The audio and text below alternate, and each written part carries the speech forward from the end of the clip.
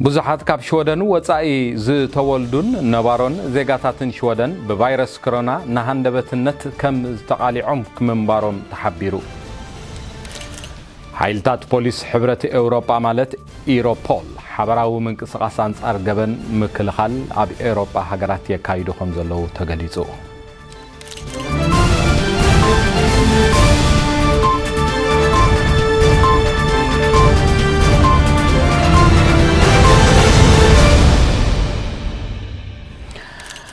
مساءلكم بس قوانقوا تقرينيا يخم زلخم نلومي عربي سلسة حملة للتشحن عسران زتدالو زيناتات حيزلكم قريبا لخو قال خبر استاتو ناي لوم زينا قد سمعوا زنيحكم نابزر زركتوكم بروخ مكتتال مساءلكم بس تقرينيا لبدا فيروس كورونا نوزحت ካብ ሽወደን ወፃኢ ዝተወልዱን ማለት ናይ ወፃኢ መበቆል ዘለዎም ዜጋታት ናሃንደበትነት ስለ ዝተቃልዑ በቲ ቫይረስ ካብ ዝተጠቁዑን ዝተጎድኡን ዝለዓለ ቁጽሪ ዝሓዙ ምዃኖም ሓደ ናይ ሓኻይም ሓድሽ መጽናዕቲ ኣብ ሽወደን በወግዒ ኣፍሊጡ ነዚ መጽናዕትን ሕትመት ሒዙ ዝወፀ ጋዜጣ ሓኻይም ወይ ከዓ ሌካሬ ቲድኒንግ ከም ዝሓበሮ ኣብ ሽወደን ካብቶም በዚ ቫይረስ ተጠቂዖምን ሞይቶምን ተባሂሎም ካብ ዝተመዝገቡ ቁጽሪ ወጻእተኛታት ወይ ከዓ ናይ ወጻኢ መበቆል ዘለዎም ኣብ ሽወደን ዝቕመጡን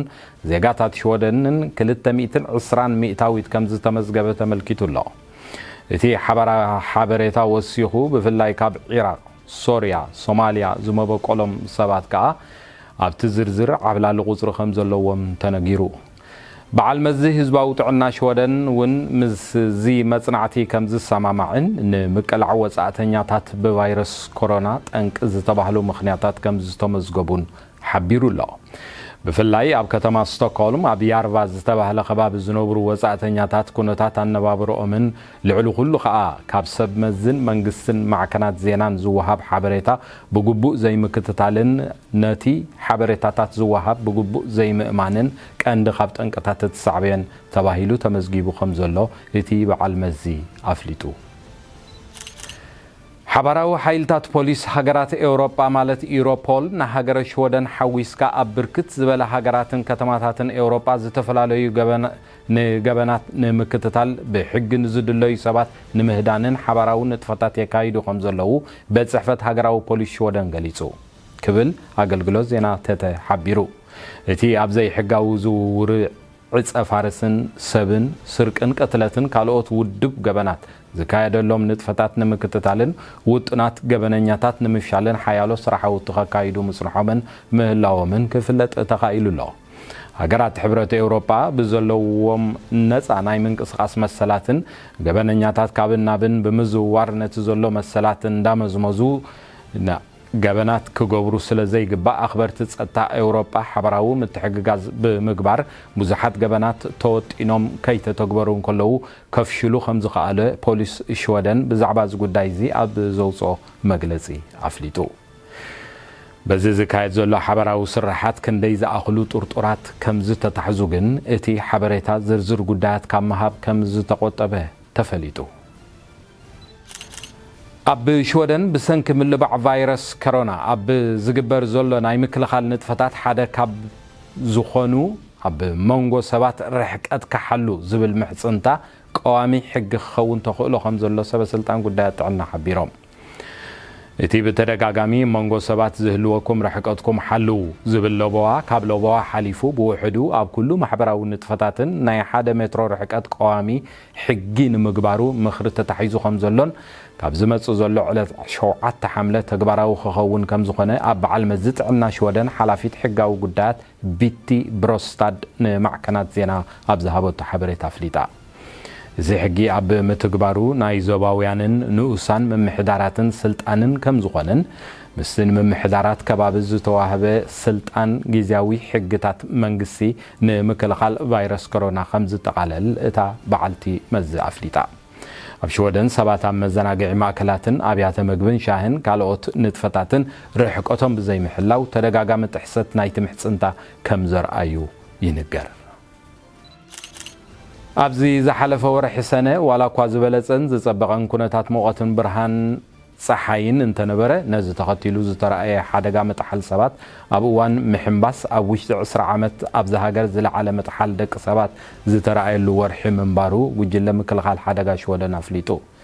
ወርሒ ሰነ ጥራይ ምስ ምሕምባስ ተተሓሒዙ ብዘጋጠመ ናይ ምጥሓል ሓደጋታት ኣብ መላእ ሃገር ብጠቕላላ 23 ሰባት ህይወቶም ከም ዝሰኣኑን ካብዚኦም ቶም 3 ህፃናት ወይ ከዓ ትሕቲ ዕድመ ቆልዑ ከም ዝነበሩ ክፍለጥ ተኻኢሉ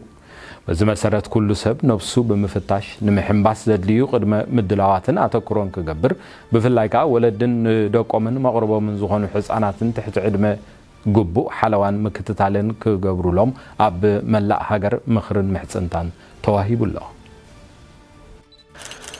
ኣብ ዞባ ኖርቦተን ከባቢ ከተማ ሉልዮ ካብ ዝርከብ ሓደ ህዝባዊ ሕክምና ስኒ ማለት ፎልክታንድቮርድ መለለይ ካርድ ሰራሕተኛታትን ናይ ስራሕ ክዳውንትን ከም ዝተሰርቁን ነዚ ብምጥቃም ናብ መንበሪ ገዛውቲ ሰባት ብምኻድ ዝተፈላለዩ ገበናት ክፍጽሙ ስለ ዝከኣል ጥንቃቐ ክግበር ፖሊስ እቲ ዞባ መኺሩሎ እዚ ዝኣመሰለ ገበናዊ ምንቅስቓስ ብሽም ዝተፈላለየ ሞያ ዘለዎም ሰባት ጉልባት ብምጥቃም ብፍላይ ብዕድመ ዝደፍኡን ካልኦትን ኣካላት ሕብረተሰብ ናብ መንበሪ ገዛውቶም ብምእታው ዝተፈላለዩ ገበናት ንምፍጻም ፈተነታት ከም ዝካየዱ ዘፍለጠ በዓል መዚ ፖሊስ እቲ ዞባ እዚ ናይ ሕጂ ከዓ ተመሳሳሊ ገበን ንምፍጻም ክኸውን ስለ ዝኽእል ጥንቃቐ ክግበር መጠንቀቕታ መሓላሊፉ ኣሎ ኣብ መወዳእታ ዞም ዝስዕቡ ናብ ውሽጥን ወፃእን ሽወደን ዝመረፅናዮም ሓፀርቲ ዜናታትን መዘኻኸረታትን ድሕሪ ምሃብ ናይ ሎሚ መሰናዶና ክንዛዝም ኢና ኣብ ሽወደን ቁፅሪ ናይቶም ብኮቪድ-19 ዝተለኽፉ 71419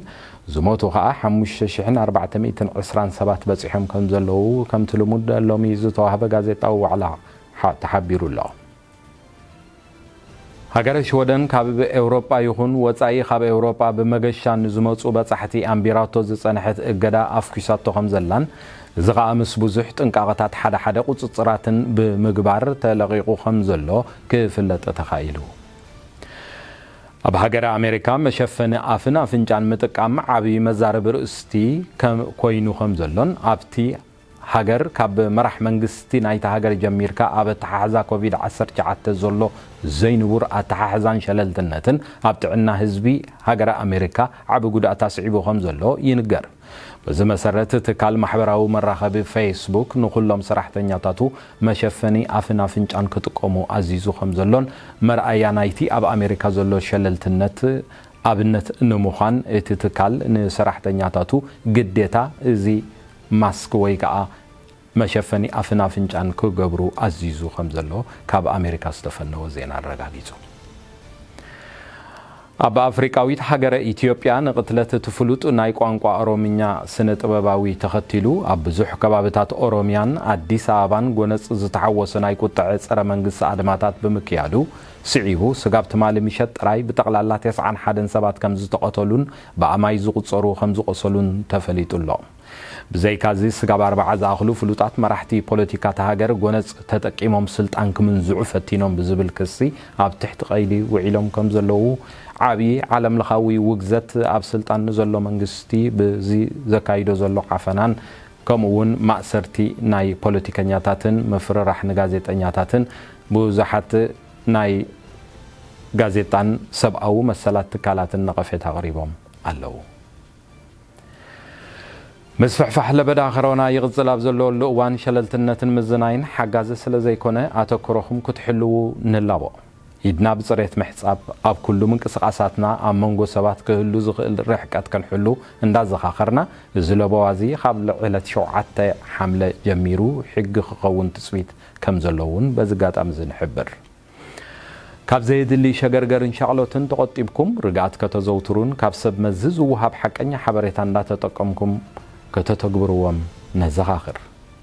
خبركم تخاتلتي مدب الكومبيس تغرينيا نلومي زتدالو زينان حبريتان بزي سقاب حجي تكاتلو زصنحكم سناي ناي قدام سنبت غيزي خونلكم ناتمنهو سوني بتماساسال ناي زينا فنو سقاب نرخب سلام دحنقني